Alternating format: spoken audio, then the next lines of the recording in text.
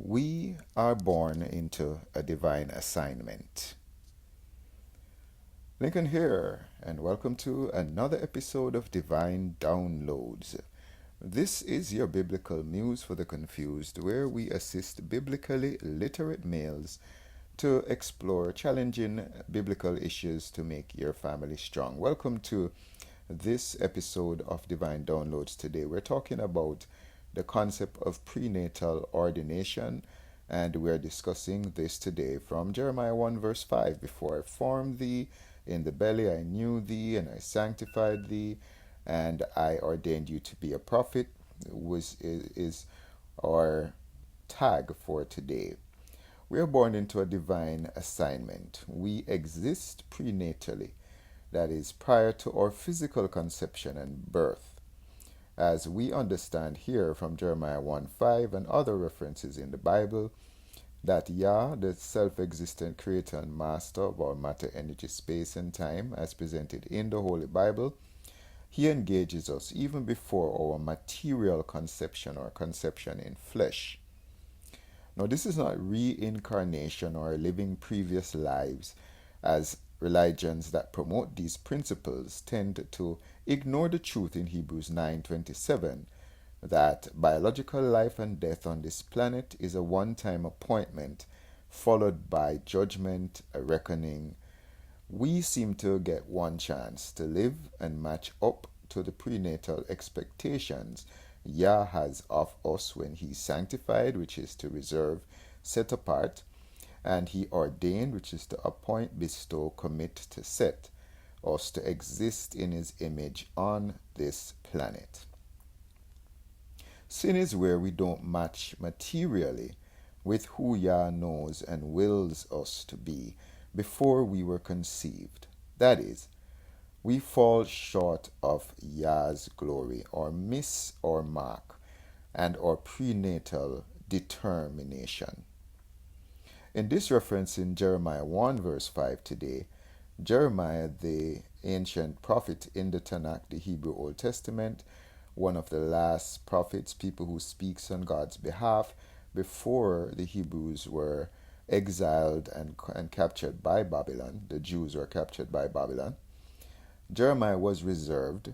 He was set as a prophet to nations prenatally. And we have a similar ordination in Ephesians 2 verse 10, where Paul tells the Ephesian church that there are ordained works that they are assigned to walk in, which is why we are saved. We are ordained or prepared beforehand to walk in good works. Yah's glory speaks to His weight, His brilliance, is seen when we as humans materially, carnally match His expectation. As Jesus of Nazareth was the human in whom Yah is well pleased. Matthew 3:17. Yah saw Jesus as measuring up to or balancing His weight on the scale of, in Bibleese, righteousness, being acceptable, being of good standing with God in relation to God and man.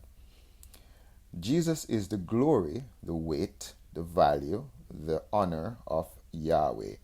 Hebrews 1:3 points to that because He, well pleased, Yah, Jesus matched and matches the prenatal before His birth, before His conception, determinations and expectations of Him as the Messiah, the one who is going to save the Hebrews and humans from sin and death, as prophesied in Isaiah 61, Ezekiel 37:13, Genesis 3:15, this grand snake crusher that would defeat the snake, death and sin, and somehow take death and sin on Himself.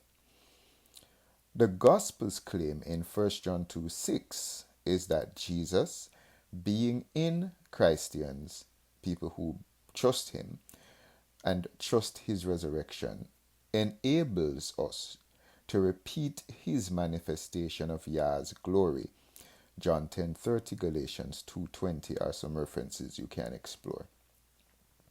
Jesus now provides humans who believe in Him put our trust in him, are persuaded, convinced because of his resurrection of the power that he gives us to live a life that's pleasing to his Father, who believe in him, he gives us the credible opportunity to materially exist and eliminate the gap between our actions in our flesh and Yahweh, his Father's prenatal, before our birth, determinations and expectations, that is sin. That gap we claim is sin.